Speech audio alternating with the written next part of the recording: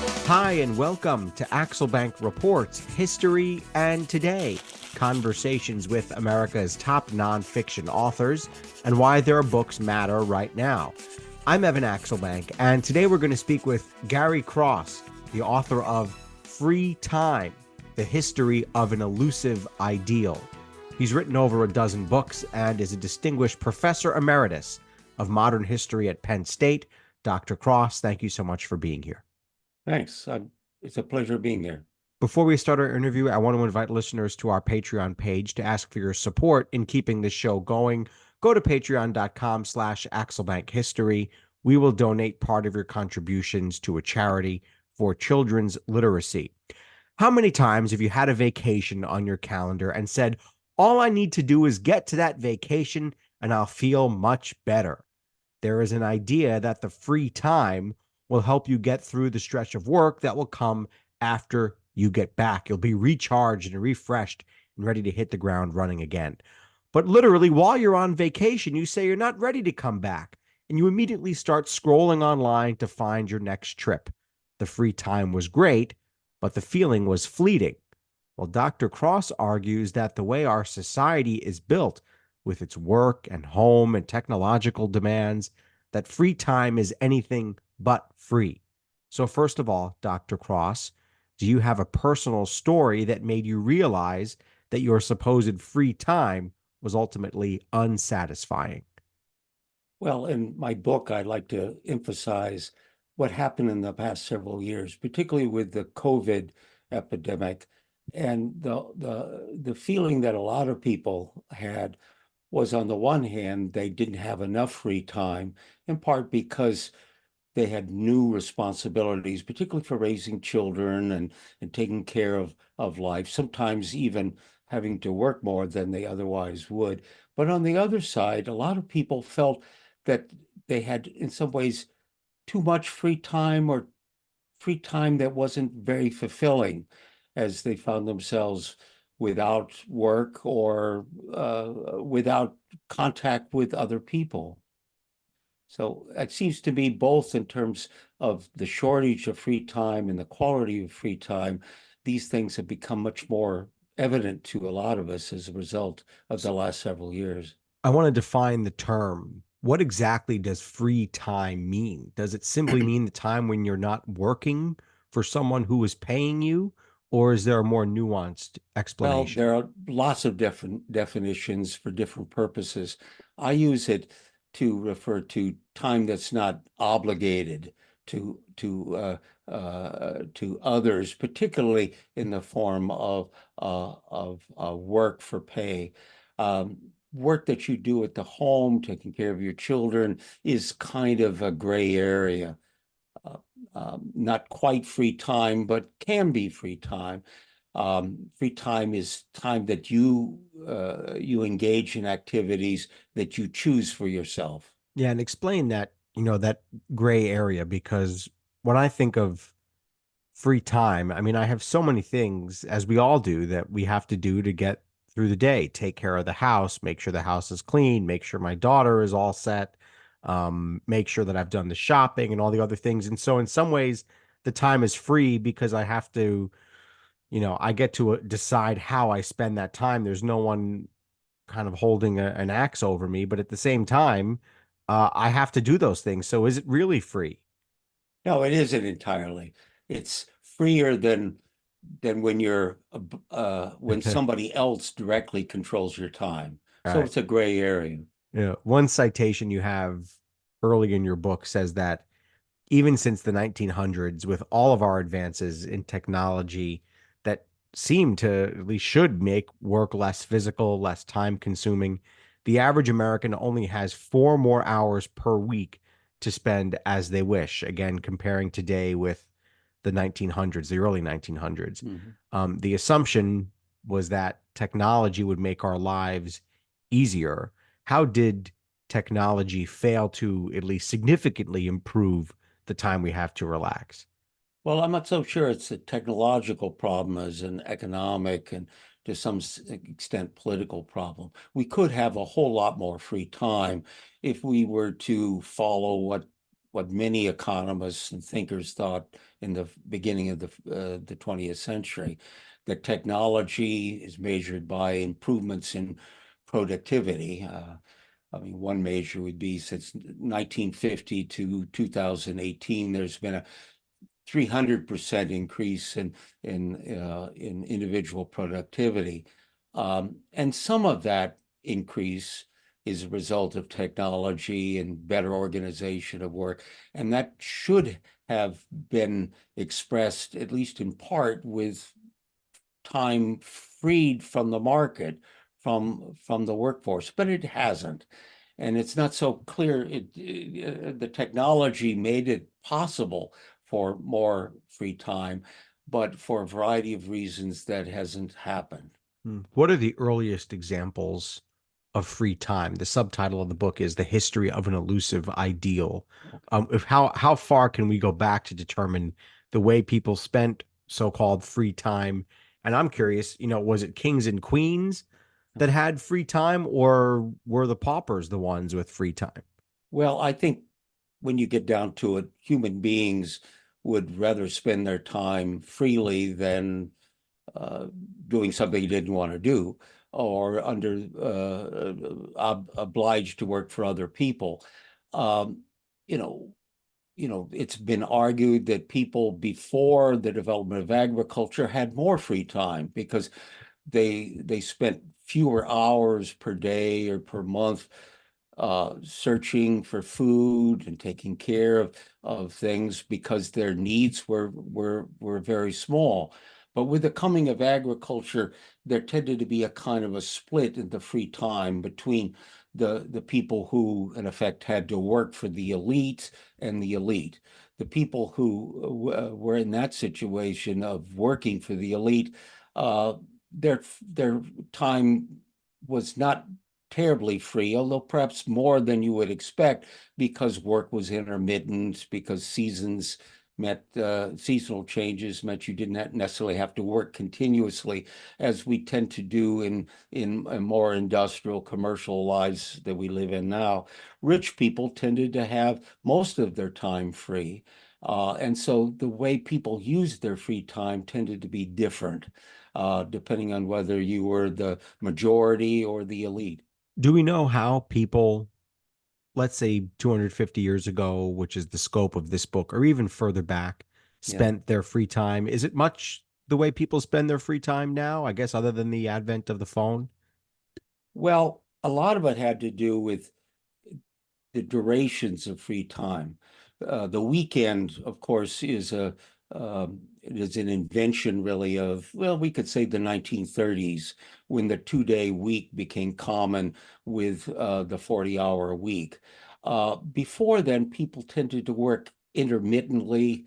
They would have free time that was built around long periods of festival time, like at Christmas or around Easter this week, for example. Um, and so that met people had very different sort of ideas about what free time was. You waited for it, you had it in bursts, you didn't have it as regularly as we do. We can anticipate having free time, basically most of us every 5 days. And that is something that was not the case until quite recently. What did people do though? Specifically, did people go and, sketch things they were seeing? Did they draw? Did they paint? Did they read books? How far back can we go in determining what people did for recreation? Well, it's often argued that people up until really the 17th, 18th century, their free time was kind of confined to sort of intermittent periods where they might break from work, perhaps to go hunting or to engage in some casual sports, games of various kinds. Um, when we're talking about ordinary folk, um, and as well as to participate in various festivals. like Mardi Gras or Carnival, or say the 12 Days of Christmas. And these tended to be organized around communities. They were often infused with the religious rituals, but also a kind of a playfulness that you might find sort of surprising. Hmm. What were your sources for this book? When I interview a presidential historian, obviously they go to the Yeah. papers, they go to the newspaper articles, they interview people. How did you piece together who had free time and when? Well, a lot of this is from the broader literature, particularly the earlier period. When I get into the material that I'm most familiar with and that I deal with in greater detail, it's documentary evidence of various kinds, but also I'm basically a historian of consumption. So I've spent a lot of time looking at things like advertising um, and product catalogs and so forth. And you can see through those sorts of sources a some really substantial changes. Like, for example, the development of amusement parks at the beginning of the 20th century. And I've written about that in other works.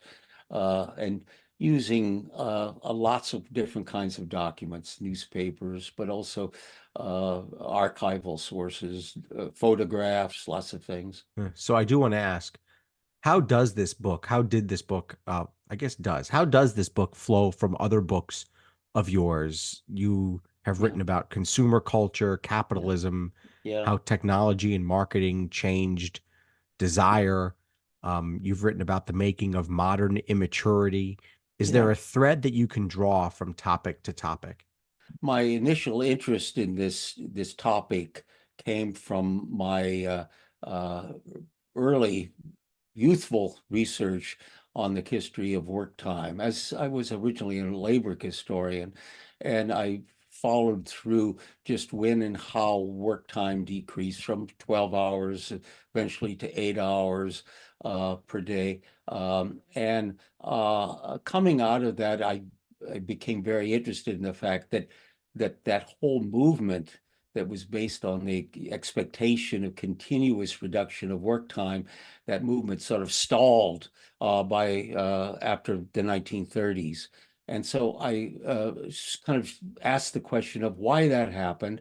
And it occurred to me that to some extent, it was a result of the rise of consumer culture. So I kind of shifted my interest to various aspects of the history of consumption, beginning with kind of broad studies, but also looking at how it shaped consumption, it shaped childhood and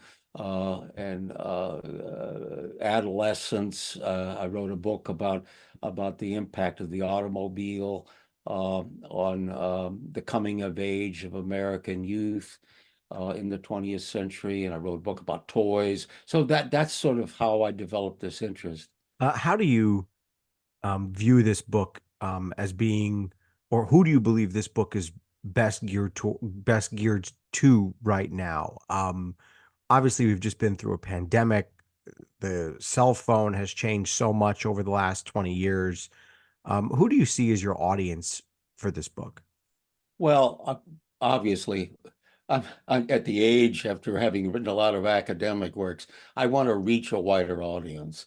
And even though the book, I'm an academic, so it still has an academic quality to it, lots of footnotes and so forth. I'm really looking at kind of reaching a kind of a general audience who experiences the shortage of work time and maybe is somewhat what skeptical about how we actually use our free time, maybe somewhat disappointed in it, and is curious about why that has happened and uh, and and and what our contemporary culture says about how we have taken advantage of and not taken advantages of the possibilities of our technology and our economic growth. Is there a Uh, reason why now is the perfect time for this book to come out? well, I don't, I mean, it's a topic that I think is particularly significant now because people are beginning to question on a variety of levels the choices we've made to emphasize economic growth and consumption over uh, free time. And those really were fundamentally the issues that concerned economists and thinkers earlier in the 20th century. And now it seems to me that people are beginning to sort of reassess the decisions that were made, particularly in the second half of the 20th century, to stress growth and consumption over, shall we call it, life. Who were the decisions made by, the bad decisions? The Well, question, the decisions being questioned. Let me put it that way. yeah, I see it in a pretty broad way. I don't just blame, greedy capitalists who insist on selling us stuff we don't really need, although there certainly is that. And I certainly don't blame it on a kind of a materialistic working class, that preferred to moonlight to buy their F-150 pickup trucks. Um, I think it's very complicated and it's very deeply kind of enmeshed in a whole lot of decisions that have been made culturally, economically, socially, politically uh, that uh, that I try to untangle in the course of the book to give people a serious assessment of who we are and where we've been. This is a bit of an aside, but I've always been curious. You are a professor of, quote, modern history. Who decides when history becomes modern? Um, who decide? Well, I suppose historians do. It's a rolling And answer. uh, when the title, was given me, I suggested maybe late modern, which is usually thought of as from maybe the 1890s to the present. Uh, I Modern is usually associated with the late 15th century on, um, uh, with the development of science and exploration and the development of capitalism over feudalism and that sort of thing.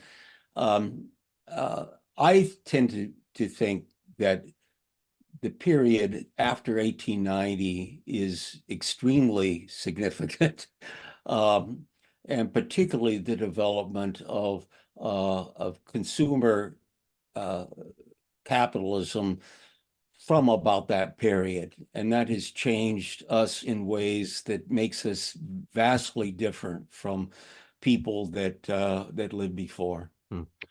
This book um, argues that a key point in our relationship with free time comes right in the thick of the American Revolution, the late 1700s. You say that 18th century enlightenment is key. What did free time mean back then, and how did the 18th century enlightenment impact the way people saw free time? Well, a couple of things that are kind of culminating in the 18th century, like earlier uh, earlier sources. One is a kind of a basic shift toward a an emphasis upon work discipline and work ethic. Work discipline on ordinary folks, work ethic, perhaps being held by elites that kind of abandon a kind of an aristocratic leisure ethic for a kind of more systematic approach to work and to improvements in standard of living. So that's one of the things that's happening. The other thing is the development um, of a kind of a new idea of what free time should be.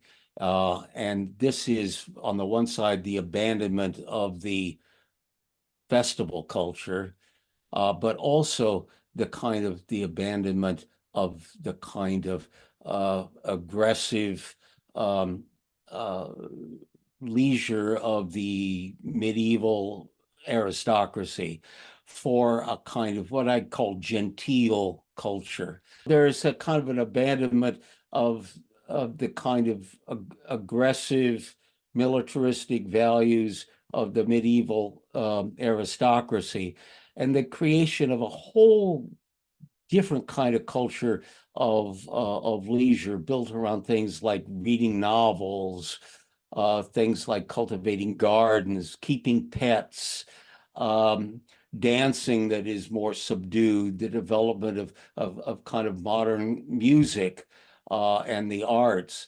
All of these things really kind of come to fruition in the 18th century. And so on the one side, you have a more serious and more devoted kind of emphasis upon work through modern capitalism. But on the other side, you also have the development of new ideas about how free time should be expressed. And in its fullest form, you have this argument that capitalism and technology will produce growth that will make it possible for more free time to be experienced Mm. in life. And in this particularly free time that is in this genteel, refined form. How did the late 1800s, meaning the end of the 19th century, how Yeah, did that impact free time? Obviously, at that point, a number of laws are being considered, and people start, or the government starts to rein in the way corporations can deal with their workers. right. Well, throughout the 19th century, working people began to look upon the issue of time as something that was significant and that needed to be addressed. Overwork was a major issue, particularly in industrial situations where there wasn't the kind of intermittent work that people had known before. It was steady, it was repetitive, it was far less attractive. And so there was this movement that was arising. At the same time, there were certain reformers, even those who didn't come out of working class backgrounds, who really felt that it was time to develop more emphasis upon free time and not just more goods. You see this in people like John Stuart Mill and a lot of the economists of the late 19th century. And all this led by the end of the 19th century to a powerful movement to reduce work time that ultimately culminated in a series of basically international agreements that came in the spring and fall of 1919 after World War One. I take particular interest in this because this is not part of the literature. It just gets dropped out, but it Mm. is actually, I think, quite significant. One of the arguments in the book is that increased productivity led Yeah. to increased consumption, but not decreased work time. Why do you think that happened? Well, I mean, I think one of the things uh, that happens is that throughout really the history of capitalism, and particularly in the 19th and 20th century, employers have been far more reluctant to reduce work time than to raise wages. One of the things about wages being raised that it can be reversed through inflation or through wage cuts. It's really hard to change, shall we call it, the work time regime, and it's very expensive. It forces employers who don't want to pay for technology to employ it. Lots of things lead to uh, this tendency for technology to lead to more consumption, but not more free time. Have you been able to pin down the impact that smartphones and modern technology, and I mean super modern technology, um, have had on our free time and the time spent away from work? Well, um, in one chapter, I go into this. It's kind of a complicated argument, but basically, my take on that is that the smartphone is the kind of a culmination of trends within, shall we call it, the broader consumer culture, that kind of start with the phonograph, that in effect lead to a different way of experiencing the world. And I call it a funneled experience. And what essentially happens is that a lot of consumer goods, particularly in media, but also cars, if you think about that, uh, what they do is they have the impact of allowing us privately, personally, to experience a wider world without the engagement of others immediately around us or in our communities. And one of the effects of this has been that our free time has increasingly become highly personalized, in some ways isolating, but also extraordinarily liberating in terms of our access to a wider world.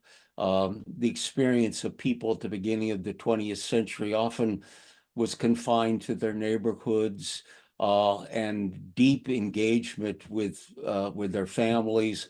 That kind of experience of free time has kind of declined. I mean, as everyone knows, when at Thanksgiving people are looking at their cell phones instead of talking to grandma. Hmm. Um, what type of job gives someone the most free time in today's society? Can we pin that down? Boy, what kind of job? Well, Because like you need to I work, don't know. right? You Being need a to. college professor is a good example. Yeah, but once you hit the emeritus status, maybe not for the new ones trying to work their Well, the way up, new right? ones have a tougher time Yeah. because everyone, the screws are being turned on them. That's for sure. Um, But uh, for someone who's working, I mean, the bottom line is you have to make enough money to have free time. right. Um, but but the job itself can start to take more time. So is there a way to figure out what types of job offer the balance of money to have free time and then also the free time? Yeah, boy, that's something I haven't thought a whole lot about. My guess is that people who work for themselves and have um, a kind of a limit in terms of their desire for accumulating wealth, Hmm. those people are likely to have more free time than everyone else who has to work for other people and perhaps values wealth more than freedom. Do you think working from home will expand people's access to free time? I mean, right there, you're knocking off a commute at a minimum. Well, that's probably true, but the part of the problem of working at home is the kind of historic division that really develops in the 19th century between work and non-work that is broken down. And so people will find themselves doing work in the evening or on weekends, whereas previously they didn't. This was hugely important for people in the 19th century who worked in stores Yeah, I or mean, you worked used to as have to go to a servants. factory. I mean, you used to have to, you couldn't work if you weren't at the factory. Now the Well, factory that's is in your true, but computer. but Yeah. a lot of folks worked and lived in the same setting until Uh-huh. modern times. And those people who work and live in the same setting uh, may never have any free time ultimately. My grandma was a busy lady. She said when she retired, she was busier than when she was working. Is that common? Did you find that in your studies? Um, well, I didn't look for that, but my guess is certainly isn't true with me. I mean, it is true with me. I mean, I tend to work the same as I always have. Maybe I'm a hypocrite dealing with a Nah. topic like this. I've written about vacations, and I'm terrible on vacations anyhow. Um, but um, uh, the the retirement in certain ways is problematic because you're going from uh, you know a life of working and spending and taking care of family to little or no obligations at all. And I'm not a real fan of total retirement, particularly if you haven't developed a a good personal culture of free time. Uh, Speaking of personal culture, what is the best way to spend our free time? Well, in the book, I use a couple of abstractions, and I'm not altogether sure. I mean, in all honesty, that it covers what needs to be covered. But basically, I say if you go back to Aristotle, who is often cited as this sort of ideal about the presenting the ideal about the leisured life, and then on through these genteel movements that I talked about earlier, the basic idea is that you need to spend your free time developing yourself culturally, skills, physical, mental, whatnot, but also engaging with others in the wider world. And you need, as a result of doing both of these things, um, you need to be able to have opportunities to do them. And in some ways, the modern consumer culture kind of short circuits some of those needs. What's the worst way to spend our free time? Uh, Thinking about one of them would be, I suppose, uh, focusing entirely upon um, objects uh, that you buy as expressions of your status, uh, or uh, obsessing with ways of making your free time profitable. In other words, uh, free time that has essentially been, so we say, colonized or polluted by our work and our acquisitiveness. Hmm. How is life at Penn State for you? What does Professor Emeritus mean? And do you have more time, more free time to study and write about what you want? Well, I retired at 70, so I was slow to retire. And I still teach a class once a year because I like to engage with students and it keeps me alert. At the same time, because as a professor that doesn't need a lab and like other folks, and they give me really good access to the library system. I mean, I just go down the street and pick up books that I've ordered off the internet. So I write um, probably faster than I did when I was teaching full time. Hmm. Uh, and I take long walks and talk to strangers. Are you confident that the university system, not just Penn State, but universities at large, are preparing students the right way in order to have a rewarding career and to spend their free time wisely? That's a good question. I I think the contemporary tendency is for universities to prepare people for jobs that exist right now, and not to prepare them for meaningful uses of free time. And I think that's kind of a problem that has been around a long time, but it's become far greater today as universities have become very expensive, and anxieties that parents and students have about their future has grown a great deal. So there's much less interest in the development of skills that might lead to fuller self-development, and after uh, college.